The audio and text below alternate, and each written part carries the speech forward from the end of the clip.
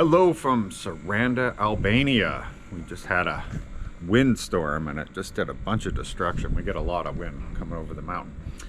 Today we're going to talk about something pretty serious. There's a lot of expats from America that are, well, in a really difficult situation, and many of you might have considered coming or on your way to coming, or you have already arrived and may be unaware of this big change that happened here in Albania. If you have seen our other videos, then you know, and if you haven't, you can check them out, where we talked about how to get residency here, but also where we talk constantly about how if you are from America, you have it quite a bit easier because you got to stay here for 1 year without any visa. Only US citizens. And of course, a little bit jealous of that because it costs a lot of money to get residency here, and that's the only path after 90 days. And so yeah, I'll admit it, I was a little jealous. But I never wished for Americans to lose that right. I just wanted, you know, us Canadians to be able to get the 1 year as well. Unfortunately, it hasn't worked out that well for Americans anymore. And as of January 1st, Americans are now in the same boat as everyone else, and you only get the 90 days. And then after that, the only way to stay would have been to apply for residency. Now, residency, I think it's changed now. You have to apply within the first 60 days, as opposed to before it used to be 30 days. But there's a lot of changes to this residency program that is very difficult to find out the right information on it, because you're getting conflicting info everywhere, because it is a brand new change that I can't see an exact place where everything is laid out. The cats are being very noisy. And so what happened is not many people were made known of this or aware of it. It is posted on the US Embassy's website here that Americans are now required to apply for residency if they wish to stay past their 90 days. But the Americans that are here, the Americans that are in our expat group, there's several of them on Facebook, we're unaware of this change. And so they've been here for, say, 3 months, 4 months, that kind of thing. They're going to the immigration office saying, hey, I heard that there's been a change. And they're like, yeah.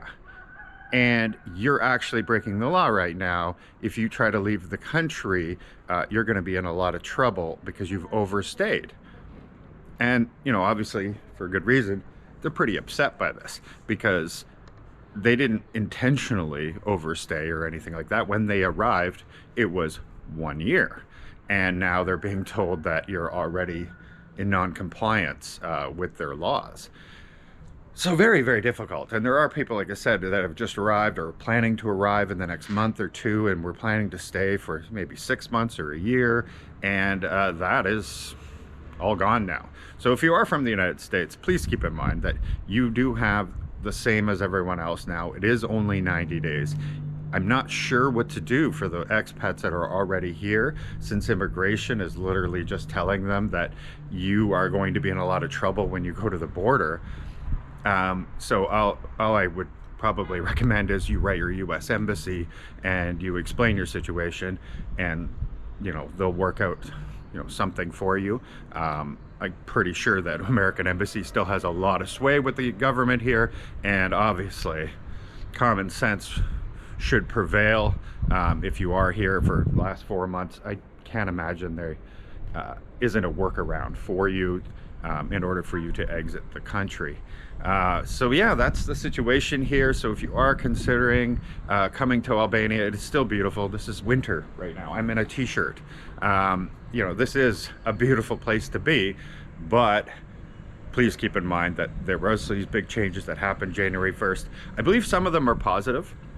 They have a digital nomad type of visa now, where you can stay, and it's basically the 1 year one, and you can renew it after that, and you just have to show that you work for an employer that pays you to work from home, sort of thing. And so there is a new one for that you can look up. I can't find it, but there's many people in the expat group posting it, so please look this up for yourself or contact somebody. I couldn't get anywhere on Google to find this out, but I'm being told that the most difficult process, which we had, was getting the background check at home and trying to get everything done within that 30-day window, 60-day window. 30-day window, yes, was the background check at home, the police background check, because you have to have your fingerprints done here, then send them back and go through this whole process, and there's all these people to pay, and embassy in Canada has to stamp it and approve it, but only after it goes to our global affairs. It was really, really complicated. According to some people in the expat group, they have removed the criminal background check from back home.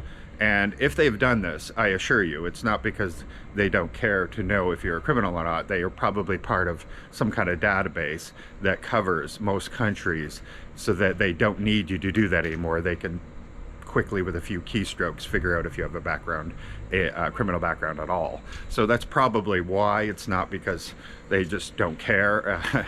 It's more likely to be the latter there, or the prior.